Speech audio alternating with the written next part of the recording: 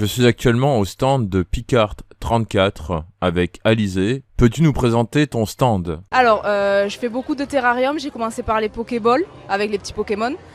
Bon, je mets beaucoup de temps, ça se fait à la pince à épiler, c'est tout minutieux quoi.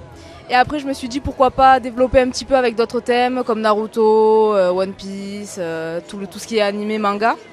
Et voilà, j'essaie de diversifier pour que tout le monde puisse avoir le choix quoi, pour qu'ils puissent trouver quelque chose qui leur plaît. Picart34, ça existe depuis combien de temps? Ça fait à peu près 2 ans et demi. D'où t'es venue l'idée de faire cela? Alors j'avais vu une américaine le faire et je m'étais dit oh j'ai trop envie d'en faire une à mon copain avec son Pokémon préféré pour lui faire un cadeau parce que je suis manuelle. Et du coup j'ai commencé comme ça et après je me suis dit oh et si j'en faisais d'autres et que je les mettais en vente pour voir si ça part. Et quand j'ai vu que ça partait en fait je me suis dit go faire l'auto-entreprise quoi parce que c'est pas du tout, je comptais pas du tout le faire. C'est que ça m'a plu, je suis manuelle et du coup je me suis dit bon ça a l'air de plaire donc pourquoi pas. Et combien de temps ça te prend pour faire un Pokéball? Alors à peu près 6 heures. Du coup j'en fais jamais une, je les fais jamais une par une. Je fais tous les décors petit à petit et j'en ferme plusieurs d'un coup. Et tu es tombée dans la pop culture à quel âge? Oh depuis petite quand même. Avec quel film, série ou jeu vidéo? Alors j'ai commencé avec les Mario. Voilà, un classique. Après j'ai fait du Zelda et après Pokémon. Voilà, c'était mon coup de cœur quoi. Et qu'est-ce que tu penses de la Katokin 2023?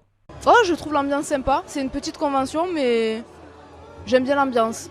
Tu viens souvent dans les conventions? Alors, j'ai commencé cette année, enfin fin de l'année dernière, et là c'est juste ma 6e, donc je suis encore une petite débutante de convention.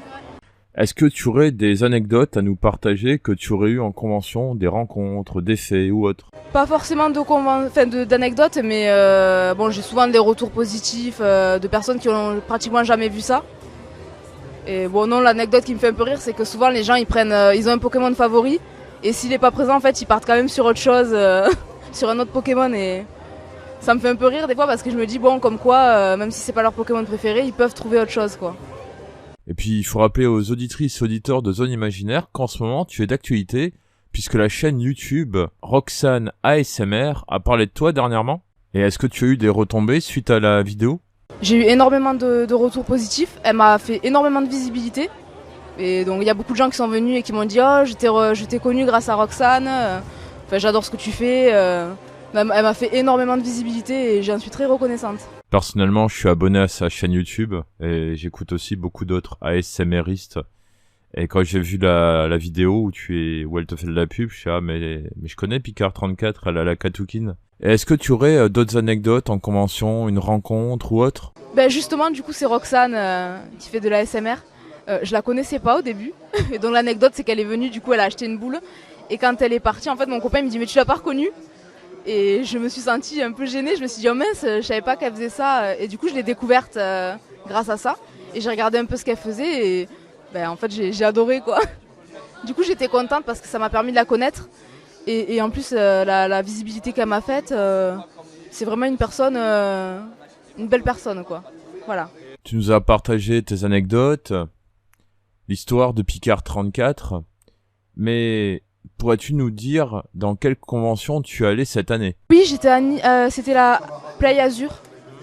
Et après j'ai fait les TGS Montpellier, Toulouse. Oui. Oui, elle était sympa aussi. Voilà, après j'ai fait juste les TGS à Pau, Montpellier, Toulouse. Et là, il y a 2 semaines, ou la semaine dernière je crois, celle de Bordeaux. Parmi toutes les conventions où tu t'es rendu, laquelle tu préfères? J'ai beaucoup aimé celle de Toulouse.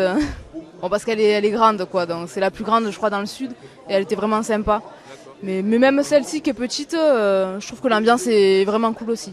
Pour en venir à Picart34, et à part les Pokéballs, tu fais quoi d'autre? Alors, je fais des petits rondins de bois, des petits pots de fleurs, là-bas.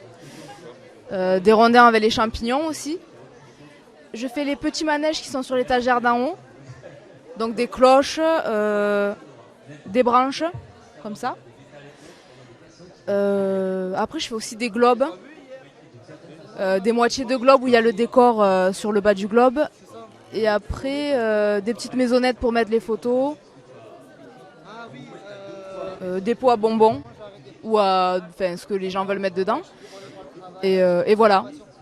Pour l'instant, il y a ça. Après, j'essaierai de faire d'autres choses, mais pour l'instant, j'ai déjà tout ça. Et tu es basé où? Alors moi, je suis de Béziers, du côté de Montpellier. Et voilà, du coup, j'ai une boutique en ligne pour faire les envois. Parce que bon, il n'y a pas tout le monde qui est dans le sud et qui peut se permettre de passer. Et voilà, j'espère pouvoir faire des conventions dans le Nord l'année prochaine. Bien, je remercie Alizée de Picard34 d'avoir répondu à mes diverses questions. Vous pouvez la retrouver sur les réseaux, que ce soit sur Instagram, Facebook, Twitter, TikTok, ou même sur son site internet. Et je vous donne rendez-vous à la prochaine vidéo sur la chaîne YouTube Zone Imaginaire. Au revoir.